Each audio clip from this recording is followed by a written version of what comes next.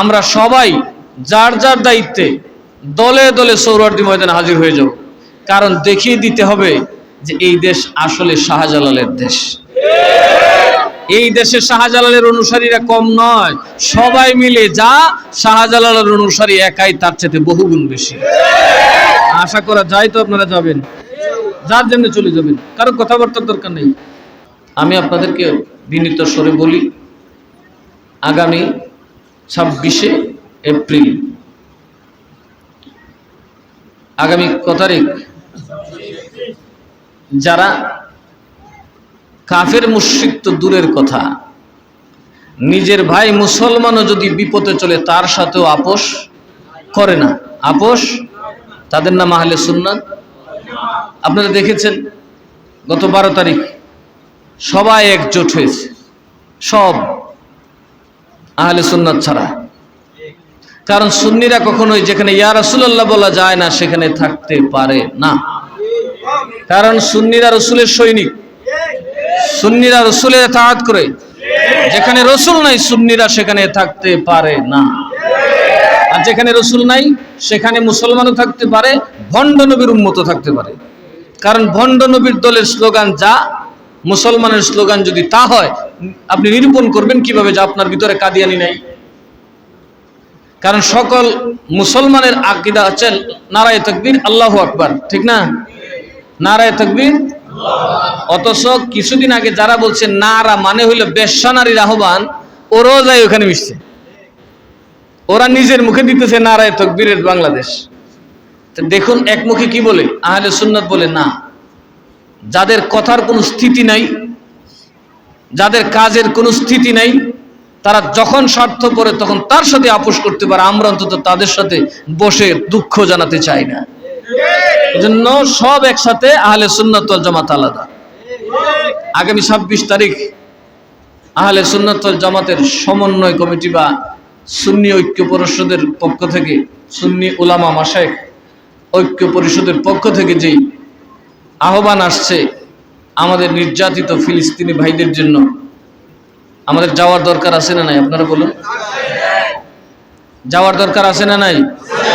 বর্তমান সরকার বলতে গেলে সবাইরই স্বাধীনতা দিচ্ছে, এটা খুব ভালো লক্ষণ। নির্বাচিত সরকার হইলে এর পক্ষে না তো ওর পক্ষে যায়, ঠিক না বেঠিক? একজন তো আম্মা টাম্মা শূন্য যান বাঁচাইতে পারলো না, ওনারা যারা আম্মা ডাকলো এরা ওনার খামসায় কাপড় চোপড় ছিঁড়া বাড়িতে পারিস। আমরা কাউরে আম্মাও ডাকতে যাবো না, আব্বাও ডাকতে, আমরা যাব ফিলিস্তিনিদের পক্ষে। এই সরকার যেহেতু সবার জন্য সমান সুযোগ যেহেতু দিয়েছেন, আমাদের যাওয়ার দরকার আছে না নাই?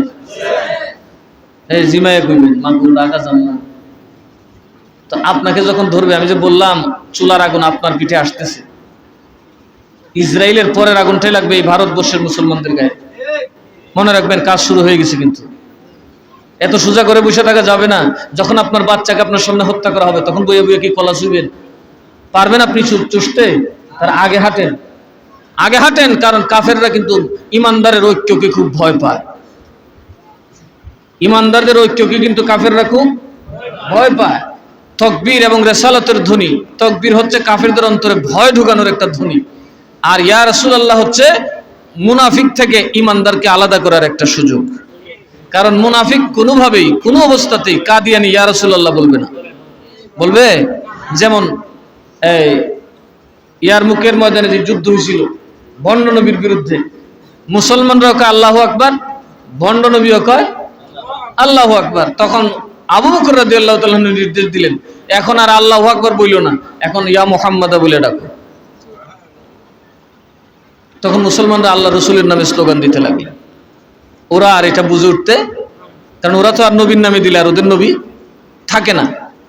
এই জন্য মুসলমানদের সুন্নিদের সবচেয়ে বড় পরিচয় ইয়া রাসূলুল্লাহ। কারণ যার ভিতরে ইয়া রাসূলুল্লাহ আছে তার ভিতরে আল্লাহু আকবার আছে। কারণ মাইয়ুতির রাসূলা ফাকাদ আতা আল্লাহ, যে রাসূল মানছে তার ভিতরে আল্লাহ মানা আছে।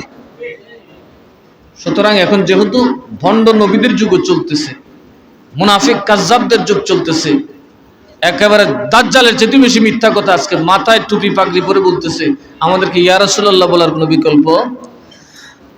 সুতরাং সকল সুন্নি মুসলমান যারা ইয়া রাসূলুল্লাহ বিশ্বাসী, রসুলকে যারা ভালোবাসেন, সকল বিতর্কের ঊর্ধ্বে উঠে আমাদেরকে অবশ্যই আগামী 26 তারিখ সুন্নিয়তের বিজয়ের জন্য ঢাকায় যাওয়া প্রয়োজন। কারো দিকে তাকিয়ে থাকবেন, এটা আপনার ইমানি দায়িত্ব, এটা আপনার রসুলকে খুশি করার দায়িত্ব, এটা আপনার আল্লাহকে খুশি করার দায়িত্ব। কে আমাকে ডাকলো আর কে ডাকলো না, আজ আর সেই দিকে বসে থাকার সুযোগ নাই। আমরা সবাই যার যার দায়িত্বে দলে দলে সোহরাওয়ার্দী ময়দানে হাজির হয়ে যাব, কারণ দেখিয়ে দিতে হবে যে এই দেশ আসলে শাহজালালের দেশ। এই দেশে শাহজালালের অনুসারীরা কম নয়, সবাই মিলে যা শাহজালালের অনুসারী একাই তার চেয়ে বহুগুণ বেশি। আশা করা যায় তো আপনারা যাবেন, যার জন্য চলে যাবেন, কারো কথাবার্তার দরকার নেই। পারলে আগের দিন গিয়ে এখানে ঘুমাইব, অপেক্ষা করার কোনো সুযোগ নেই। কে নিবে, কে দিবে, কোথা দিবে, এগুলো এখন দেখার সুযোগ আর সময় নেই। এখন যার যেমনি হাজির হয়ে যেতে হবে, কারণ কবরে গেলে আপনার জবাব রসুলের সামনে আপনাকে দিতে হবে। সেখানে না কেউ থাকবে, না কেউ আপনার দায়িত্ব নিবে। সেদিন এই কথা বললে হবে না যে আপনি আমার একটা উত্তর শিখিয়ে দিলেন না কেন, হুজুর আপনি আমার সাথে গেলেন না কেন, হবে না।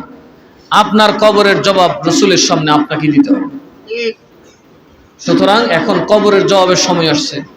এখন মুসলমানদেরকে, অন্তত সুন্নিদেরকে, আপনারা দেখছেন মাজার ভাঙ্গা হচ্ছে, তারপরে বিভিন্ন দরবারে দিনের বেলায় লুটপাট, যেগুলো এই দেশের চোর ডাকাতি পর্যন্ত করার সাহস পায় নাই, এখনো করেনি।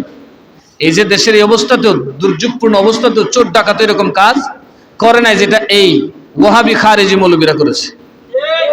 কারণ এদের কাছে ইমানদারের মালও নিরাপদ না। সুতরাং এরা সবচেয়ে বড় ডাকাত। এরা আপনার সুযোগ পেলে ইমানও ডাকাতি করবে, আপনার দৌলতও ডাকাতি করবে, আপনার সব ডাকাতি করে দিবে। সুতরাং এই অবস্থায় যদি আমরা ঘরে বসে থাকি, সত্যের পক্ষে কিন্তু আর কেউ থাকবে। তখন আযাব আসলে কি আমরা থইয়া আসবো?